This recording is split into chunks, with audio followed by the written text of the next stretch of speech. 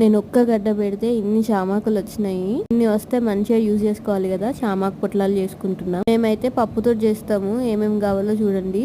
శనగపప్పు, పెసరపప్పు, కందిపప్పు ఇవన్నీ ఒక్కొక్క పిరికెట్ తీసుకొని ఒక 1 అవర్ నానబెట్టాలి. నానబెట్టినాక గ్రైండర్ తీసుకోవాలి. అందులో 1 స్పూన్ కారం, ఉప్పు, 1/2 స్పూన్ అల్లం వెల్లుల్లి పేస్ట్ వేసుకోవాలి.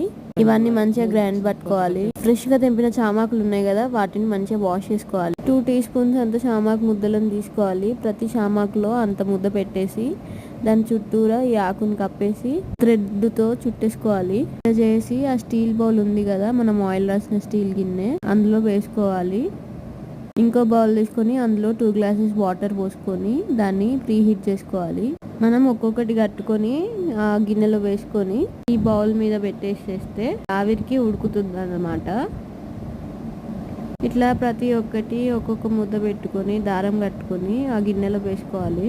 ఇప్పుడు ఈ బౌల్ ఉంది కదా, ఈ బౌల్లో ఉన్న చామాకులని ఇంకో బౌల్ ఉన్న వాటర్లో దాని మీద పెట్టేసుకోవాలి. ప్లేట్ పెట్టి బరువు పెట్టేసేయాలి. 10 మినిట్స్ స్టీమ్ చేసుకోవాలి.